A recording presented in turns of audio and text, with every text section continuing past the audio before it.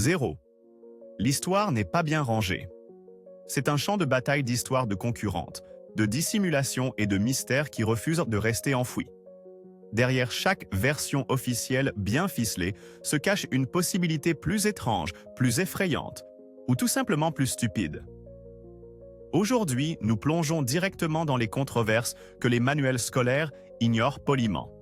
Des armées disparues aux conspirations sur l'alunissage. Voici le dossier non résolu le plus étrange de l'histoire. 1.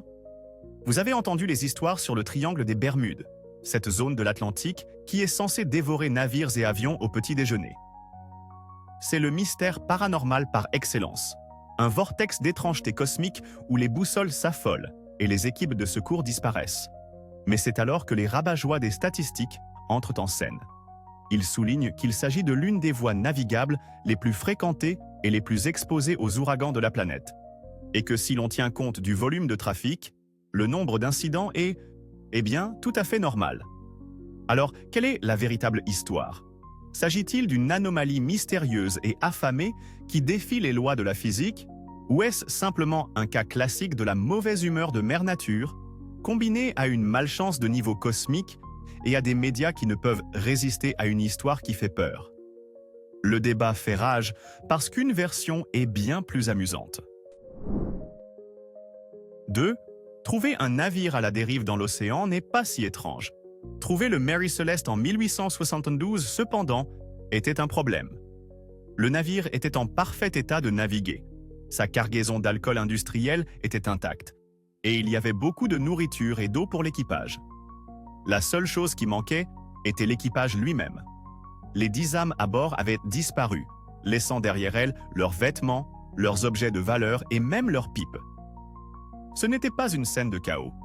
C'était une scène d'absence. Il ne s'agit pas de savoir qui a fait le coup. Il s'agit de savoir ce qui a bien pu se passer. Des théories sur des pirates, une mutinerie ou même une attaque de calmars géants ont toutes été avancées, mais aucune ne correspond. L'équipage a apparemment abandonné un navire parfaitement sûr pour un minuscule canot de sauvetage au milieu de l'océan. Cela reste le ghosting, le plus poli et le plus déconcertant de l'océan. 3. Si vous voulez un événement historique qui ressemble à un scénario de film d'horreur écrit par un fou, ne cherchez pas plus loin que l'affaire du col Dyatlov. En 1959, 9 randonneurs expérimentés ont été retrouvés morts dans les montagnes de l'Oural dans les circonstances les plus bizarres que l'on puisse imaginer. Leur tente était déchirée de l'intérieur. Ils s'étaient enfuis dans l'étendue glacée sans vêtements appropriés. Et certains avaient subi des blessures si catastrophiques, côtes et crânes écrasés, qu'elles étaient comparables à un accident de voiture à grande vitesse, mais sans aucune blessure externe. Oh, et à l'une d'elles, il manquait la langue. Alors que s'est-il passé? Choisissez votre poison. Une avalanche qu'ils auraient d'une manière ou d'une autre devancée, un essai d'armes secrètes soviétiques qui a mal tourné, une attaque par le peuple autochtone Mansi, ou la théorie vraiment bizarre d'infrasons qui les aurait rendus fous. Chaque explication logique s'effondre sous l'examen. 4. Oui, nous devons parler de l'alunissage d'Apollo.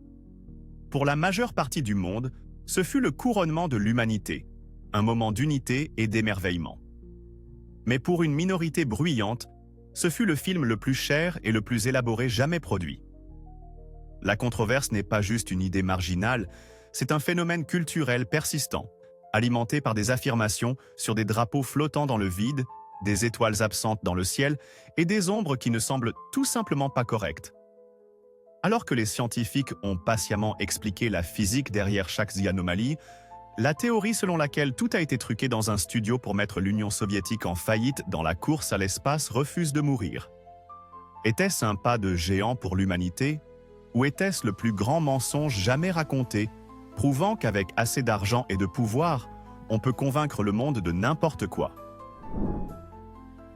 5. Bien avant que les tueurs en série ne deviennent une obsession du true crime, il y avait Jack l'Éventreur, le fantôme le plus réussi et le plus hideusement célèbre de l'histoire.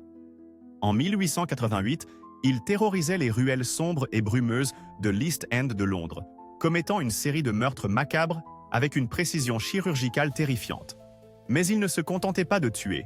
Il se donnait en spectacle, narguant la police et la presse avec des lettres, créant ainsi sa propre légende. La controverse ne concerne pas seulement les meurtres, elle concerne son identité, un vide complet et total. La liste des suspects se lit comme un casting bizarre. Un chirurgien royal, un artiste en difficulté, un marin étranger ou même le propre petit-fils de la reine. Il n'a jamais été attrapé, jamais identifié, laissant une place vacante, permanente et terrifiante au panthéon de l'infamie de l'histoire. 6. L'histoire officielle de la mort de Marilyn Monroe est nette, tragique et, pour beaucoup, pleine de failles. En 1962, la femme la plus célèbre du monde a été retrouvée morte d'un suicide probable, dû à une overdose de médicaments. Mais ce mot, probable, porte une lourde charge. Il ne s'agissait pas de n'importe quelle célébrité. C'était une femme qui était intimement liée à la fois au président, John F. Kennedy, et à son frère, le procureur général. C'est un cercle social qui n'apprécie pas les scandales. En savait-elle trop sur leur vie politique ou personnelle? Sa mort était-elle un assassinat orchestré par la mafia pour faire pression sur les Kennedy? L'alternative au suicide n'est pas seulement un accident, c'est un assassinat politique à part entière, transformant une tragédie hollywoodienne en une sombre conspiration au cœur du pouvoir américain. 7. Imaginez être un prisonnier si dangereux que votre visage même est considéré comme un secret d'État. Telle était la réalité de l'homme au masque de fer, un individu non identifié emprisonné en France pendant plus de 30 ans sous le règne du roi Louis XIV. Il était contraint de porter un masque, très probablement de velours noir et non de fer, chaque fois qu'il était en public, et ses geôliers avaient l'ordre strict de le tuer s'il parlait un jour de son identité. Oubliez l'ordre de silence. La monarchie française a émis un ordre de cacher le visage. Alors, qui pouvait bien valoir tant de peine? La théorie la plus romantique et la plus durable était qu'il était le propre frère jumeau du roi, enfermé pour empêcher toute contestation du trône. Son existence était une menace qui devait être littéralement masquée aux yeux du monde. 8. Perdre une escouade de soldats est une tragédie. Perdre une armée entière de 50 000 hommes, c'est juste de la négligence. Selon l'historien grec ancien Hérodote, c'est exactement ce qui s'est passé en 524 AVC J.C. Le roi perse Cambyse II envoya sa force massive dans le désert égyptien pour conquérir une oasis, et ils furent mal soi-disant engloutis tout entier par une gigantesque et monstrueuse tempête de sable, rayée de la surface de la terre. C'est une histoire fantastique d'orgueil démesuré et de châtiment divin. Le seul problème? En plus de 2 millénaires, les archéologues n'ont pas trouvé la moindre preuve. Pas d'os, pas d'armure, rien. Cela a conduit beaucoup à croire que l'histoire est une pure invention, une ancienne campagne de diffamation conçue par les ennemis de Cambyse pour le faire passer pour un imbécile incompétent maudit par les dieux. 9. Vous êtes donc une civilisation ancienne dans le désert péruvien et vous décidez de faire de l'art. Mais au lieu d'une peinture rupestre, vous créez des centaines de dessins gigantesques d'animaux et de formes géométriques si massifs qu'ils ne peuvent être correctement vus que depuis un avion. C'est l'absurde réalité des géoglyphes de Nazca. Pour quelles raisons possibles ont-ils créé une araignée massive, un colibri et une étrange figure humanoïde souvent surnommée l'astronaute? Étaient-ce des calendriers astronomiques élaborés ou des chemins sacrés pour des rituels religieux? Ou, comme le suggèrent les théories les plus folles, étaient-ils simplement d'anciens paillassons de bienvenue et des pistes d'atterrissage pour des visiteurs extraterrestres?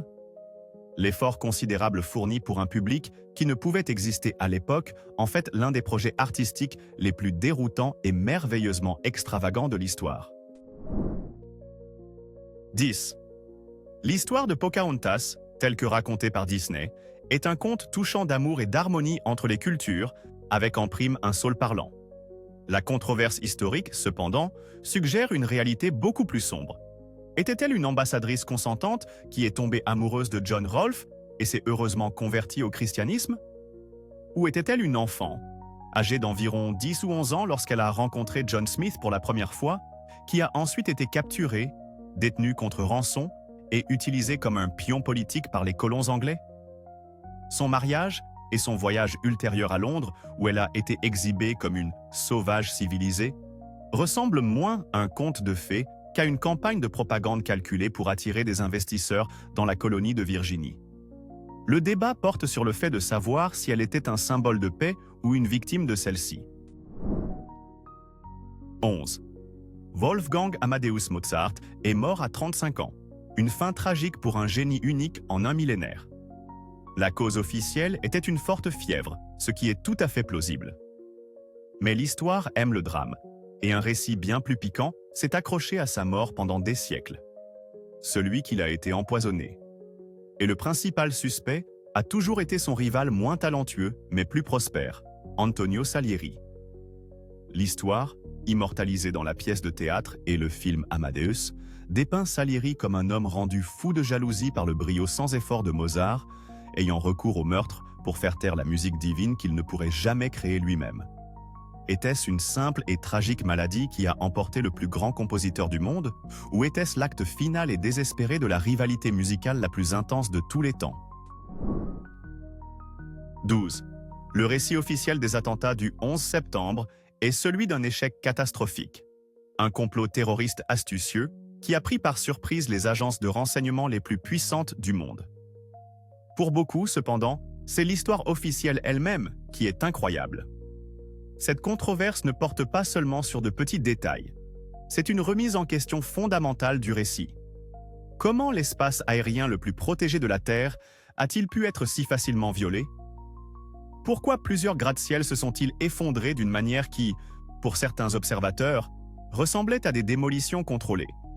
Ces questions ont alimenté des théories selon lesquelles des personnalités puissantes au sein du gouvernement américain avaient soit une connaissance préalable des attentats et les ont délibérément laissés se produire pour justifier de futures guerres, soit, dans des versions plus sombres, étaient complices. C'est un débat entre l'incompétence et la conspiration à une échelle inimaginable. 13. La construction de Stonehenge était une entreprise absolument folle. Nous parlons de peuples préhistoriques traînant des pierres de plusieurs tonnes sur plus de 150 miles, puis les façonnant et les érigeant en un calendrier céleste précis. La controverse est simple. Pourquoi diable ferait-il cela? Pendant des siècles, les gens ont supposé que c'était un temple pour les rituels druidiques, mais il est des milliers d'années plus ancien que les druides. Les théories modernes suggèrent qu'il s'agissait d'un cimetière d'élite, d'un lieu de guérison aux propriétés magiques ou d'un observatoire astronomique complexe. L'effort éreintant requis suggère que son but était d'une importance suprême pour ses constructeurs. C'est comme s'ils avaient laissé derrière eux le meuble en kit le plus impressionnant et mystérieux du monde, mais avaient complètement oublié d'inclure le manuel d'instruction. 14. L'histoire des 300 Spartiates aux Thermopyles est le récit ultime du sacrifice héroïque. C'est un chef-d'œuvre cinématographique de défiance, où une poignée de guerriers a tenu tête à un raz-de-marée d'envahisseurs perses pour sauver la civilisation occidentale. Mais était-ce vraiment un coup de maître stratégique? Ou était-ce une gaffe glorieuse, mais finalement évitable? La controverse réside dans la tactique. L'héroïque baroud d'honneur des Spartiates n'a eu lieu que parce que les Perses ont trouvé un sentier de montagne qui leur a permis d'encercler les forces grecques. Léonidas et ses hommes ont-ils manqué de garder correctement cette route? Leur sacrifice était-il une nécessité inspirante qui a fait gagner du temps au reste de la Grèce? Ou était-ce la conséquence fatale d'une erreur tactique? Un moment d'orgueil démesuré qui a fait tuer beaucoup d'hommes très courageux pour une cause qui a failli être perdue. 15. Lorsque les colons européens ont découvert pour la première fois les superbes ruines du Grand Zimbabwe, une immense cité de pierre avec des murs imposants et des maçonneries complexes en Afrique australe, ils sont arrivés à une conclusion logique. Il était impossible que les Africains locaux l'aient reconstruite. Cette supposition raciste a déclenché une controverse d'un siècle enracinée dans le pur déni. Au lieu de créditer le peuple indigène Shona, des experts ont inventé des théories fantastiques sur d'anciens Phéniciens, la reine de Saba ou une autre civilisation blanche perdue depuis longtemps comme étant les vrais architectes. La véritable controverse n'est pas de savoir qui l'a construit. L'archéologie a confirmé que c'étaient les ancêtres de la population locale. La controverse est l'effort désespéré, pendant des décennies, pour effacer une réalisation africaine monumentale des livres d'histoire. 16. Le 7 décembre 1941, l'attaque de Pearl Harbor fut décrite comme une date qui vivra dans l'infamie, une surprise totalement non provoquée et dévastatrice. Mais était-ce vraiment une surprise? C'est l'une des controverses les plus durables et explosives de l'histoire américaine.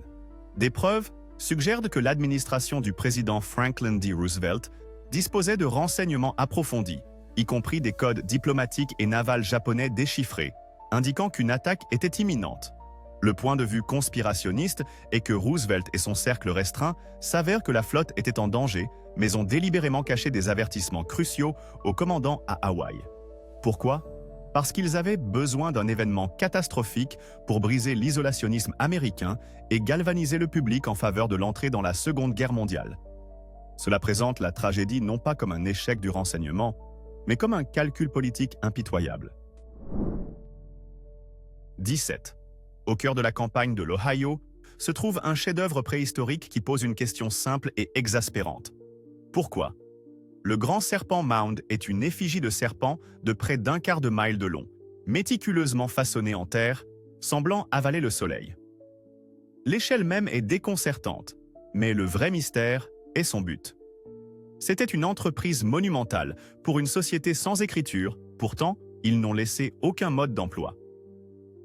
Est-ce un ordinateur astronomique sophistiqué, avec la tête du serpent s'alignant parfaitement sur le coucher du soleil du solstice d'été, un moyen de suivre les saisons pour l'agriculture? Ou était-ce le site de rituels intenses, un lieu de pouvoir que nous ne pouvons plus comprendre? La controverse est que nous n'avons que des suppositions éclairées. Sans aucun artefact ni écrit, le monticule reste un point d'interrogation silencieux, géant et rampant sur le paysage, un message du passé que nous voulons désespérément lire, mais que nous ne pouvons pas. 18. Alexandre le Grand, un homme qui a conquis le monde connu et a pleuré parce qu'il n'y avait plus de monde à conquérir, a connu une fin embarrassante et banale. Il n'est pas tombé sous l'épée d'un adversaire digne de ce nom. Il est mort dans son lit, frissonnant de fièvre. La version officielle est qu'une maladie courante comme le paludisme ou la fièvre typhoïde a finalement fait ce que tout l'Empire perse n'avait pu faire. Mais cette fin en demi-teinte n'a jamais convenu aux historiens. Ses principaux généraux, des hommes qu'il avait suivis à travers les continents, étaient épuisés par ses campagnes sans fin et complotaient déjà pour se partager son vaste empire. Opportunément, le lent et agonisant déclin d'Alexandre sur 2 semaines, avec une forte fièvre et une faiblesse débilitante, reflète parfaitement les symptômes des poisons à action lente. La controverse est une bataille entre la réalité banale et la justice poétique. Le plus grand conquérant du monde a-t-il été terrassé par un moustique ou a-t-il finalement été défait par l'ambition qu'il avait instillée chez ses propres hommes? 19. Au plus profond de la Grande Dépression, avec une Amérique à genoux, un général décoré du corps des Marines, nommé Smedley Butler, a allégué un complot si scandaleux qu'il semble relever de la fiction. Il a affirmé qu'un groupe puissant de financiers et d'industriels de Wall Street, terrifié à l'idée que le New Deal du président Franklin D. Roosevelt soit une porte d'entrée vers le communisme, a tenté de le recruter pour mener un coup d'État militaire. Le plan était de rassembler une armée d'1 demi-million de vétérans, de marcher sur Washington et d'installer une dictature fasciste avec Butler comme figure de proue. La controverse n'est pas seulement qu'il ait fait cette affirmation, c'est qu'un comité du Congrès a discrètement conclu que des parties de son histoire étaient vraies et qu'un complot avait en effet été discuté par certains des hommes les plus puissants du pays. Puis, toute l'affaire a été enterrée sans cérémonie. Personne n'a été poursuivi. S'agissait-il d'un véritable et terrifiant flirt avec le fascisme américain ou des divagations d'un général qui ont été démesurément grossisses? 20. Pendant plus d'un siècle, l'histoire officielle du grand sphinx de Gizeh était simple. Le pharaon Khéphren l'a sculpté vers 2500 v.c. en FSC pour garder sa pyramide. C'était un fait établi de l'égyptologie. Puis une poignée de géologues sont arrivés et ont gâché la fête. Ils ont montré les profondes marques d'érosion verticale sur le corps du sphinx et les murs de son enceinte, arguant que ces motifs n'étaient pas causés par le vent et le sable, mais par des milliers d'années de fortes pluies. Le problème colossal avec cette théorie et c'est que le Sahara n'a pas connu ce type de climat depuis au moins 5000 Avesnohorsé, voire potentiellement bien plus tôt. Cela rendrait le Sphinx des milliers d'années plus ancien que les pyramides, suggérant l'existence d'une civilisation sophistiquée et perdue d'un passé beaucoup plus lointain. Cela a déclenché une guerre académique furieuse, un choc entre les archéologues protégeant leur chronologie établie et les géologues montrant l'histoire racontée par la pierre elle-même. 21. L'histoire de la conspiration des poudres est une légende britannique.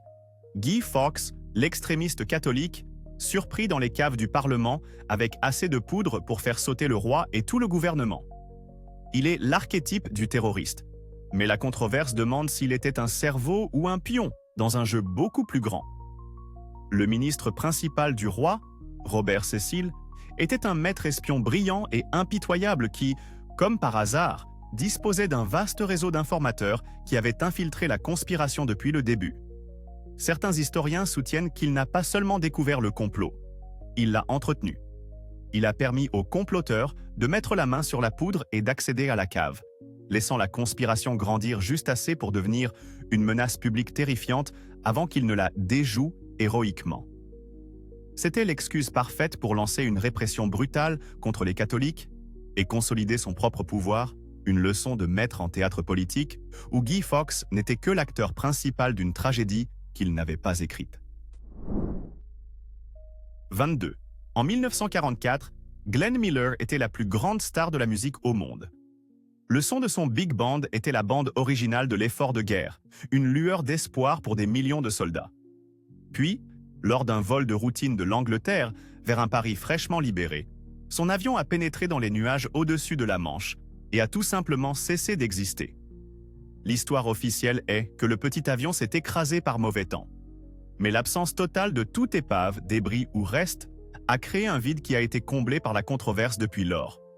Son avion a-t-il été accidentellement détruit par des bombardiers alliés, revenant d'une mission avortée, qui larguaient leurs bombes non utilisées au-dessus de la Manche, comme c'était la procédure standard? Ou, comme le suggèrent des théories plus exotiques, Miller, qui détenait le grade de major, était-il en fait un espion impliqué dans des négociations secrètes et sa disparition un assassinat secret? Il n'est pas simplement mort. Il a disparu, laissant derrière lui un mystère éternel, aussi doux et envoûtant que sa musique. 23. L'image de Che Guevara, regardant intensément sous son béret, est l'un des symboles de rébellion les plus reconnaissables et commercialement réussis de la planète. Il est l'icône du révolutionnaire romantique, le médecin qui a renoncé à une vie confortable pour se battre pour les opprimés.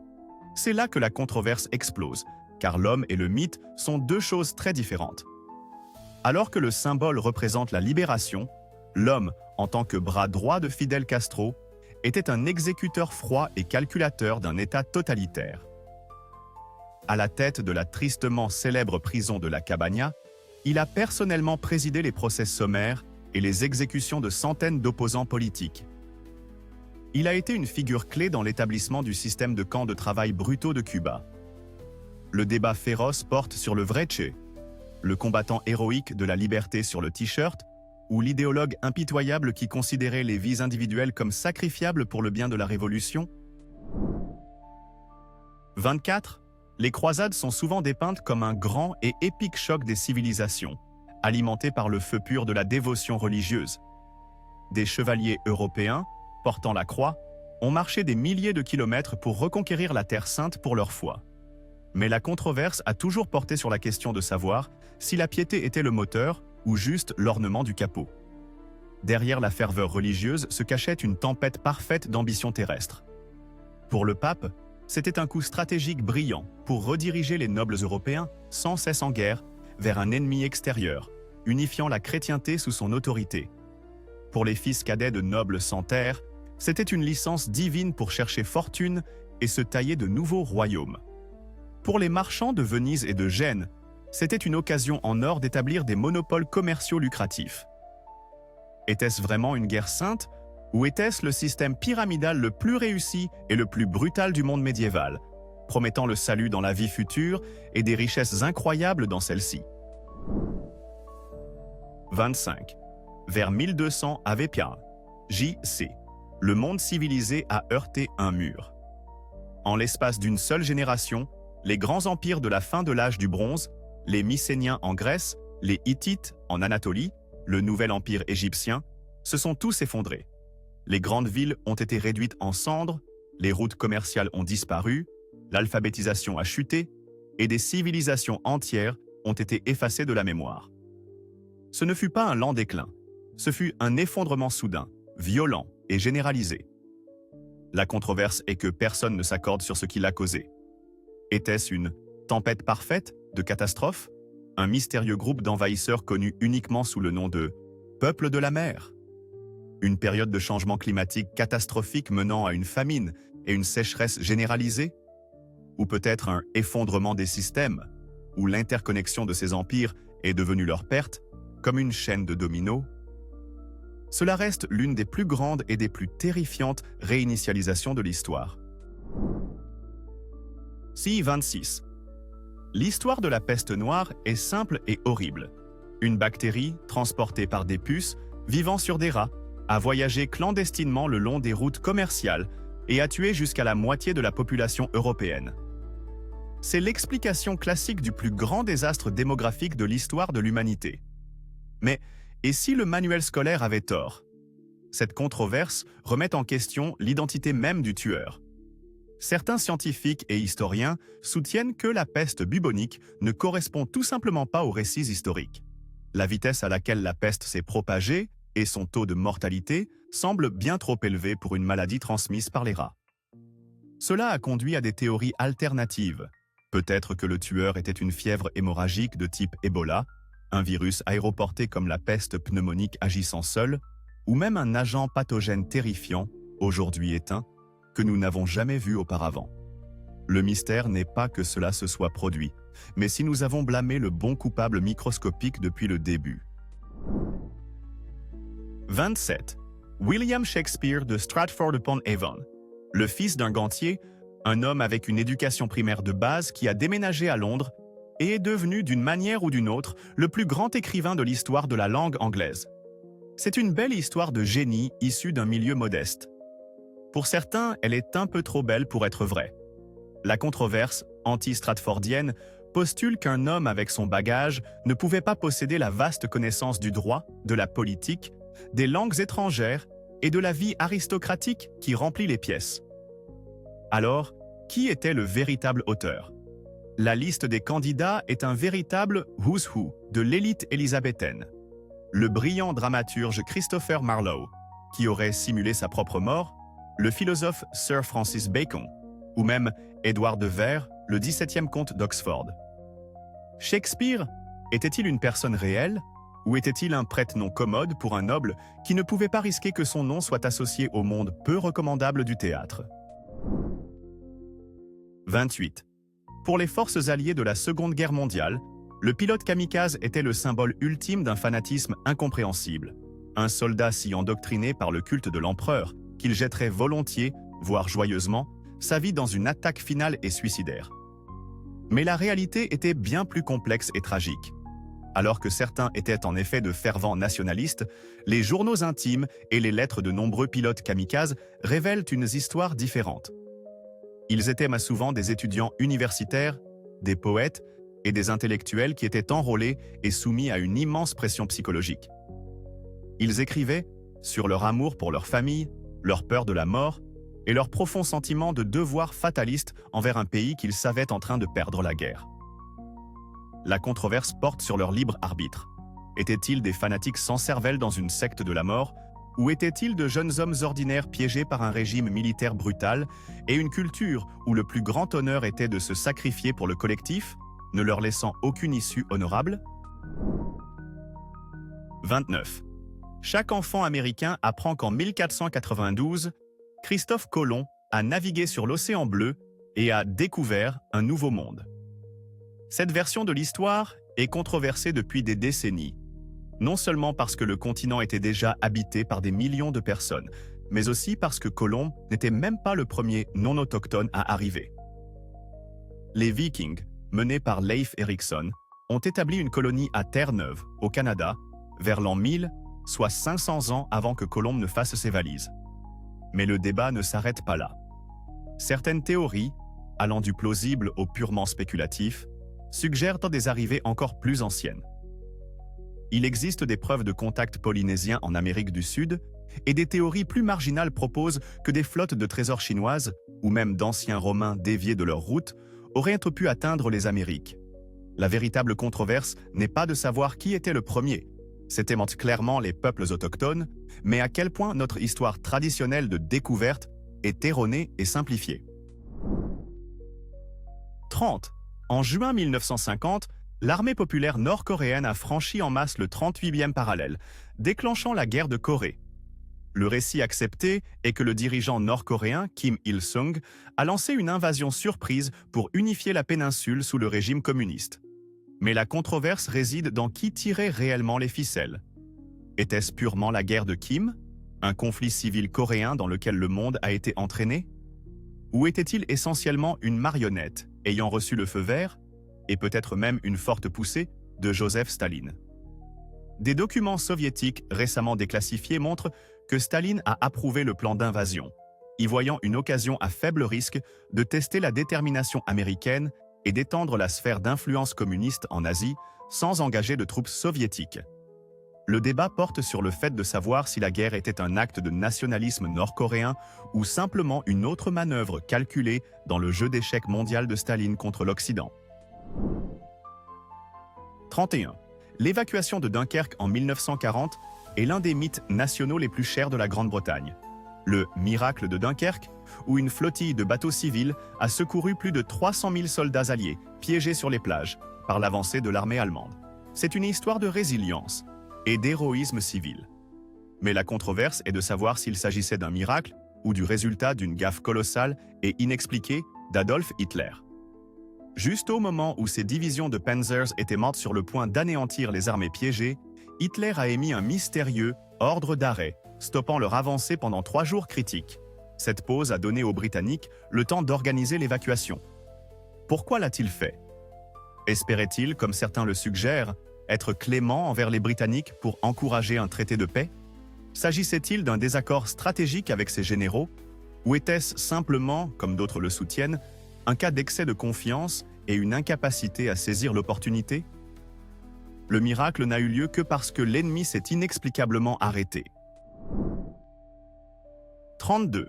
L'émergence du VIH-Sida au début des années 1980 fut un mystère médical terrifiant, qui est rapidement devenu une pandémie mondiale. Le consensus scientifique est que le virus provenait du SIV, virus de l'immunodéficience simienne, chez les chimpanzés d'Afrique centrale, et est passé aux humains par la chasse et le dépeçage, probablement au début du XXe siècle. Cependant, la vitesse et le schéma de sa propagation mondiale ont alimenté une controverse intense et des théories du complot. La plus importante d'entre elles suggérait que le virus n'avait pas sauté naturellement. Une théorie affirmait qu'il s'était propagé par des vaccins oraux contre la polio contaminée, testés en Afrique dans les années 1950. Une autre théorie, plus sinistre, proposait que le VIH était une arme biologique créée par l'homme, conçue en laboratoire et délibérément libérée pour cibler des communautés spécifiques. Bien que les preuves génétiques soutiennent massivement une origine naturelle, la controverse reflète la profonde méfiance et la peur qui ont entouré les premières années dévastatrices de l'épidémie. 33. Le siège de Fort Alamo est l'histoire de l'outsider ultime de l'Amérique. Un dernier combat héroïque pour la liberté contre toute attente, immortalisé par le cri « Souvenez-vous d'Alamo ».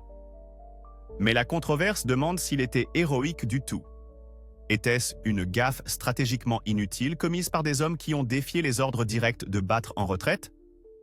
De manière plus directe, une motivation clé de la révolution texane était la préservation de l'esclavage, que le Mexique avait aboli. Cela recadre la bataille légendaire, la faisant passer d'un pur combat pour la liberté à un conflit beaucoup plus trouble sur le droit de posséder d'autres personnes, transformant les héros en quelque chose de bien plus compliqué. 901. Le passé ne reste pas tranquille. Il continue de nous titiller avec des questions sans réponse et des demi-vérités déguisées en fait. Alors dites-moi, laquelle de ces versions officielles pensez-vous être l'arnaque la plus ridicule jamais vendue comme étant l'histoire? Décortiquons-la dans les commentaires. Et si vous voulez plus de chaos non filtré du passé, mettez un like et abonnez-vous. Le prochain terrier de lapin vous attend.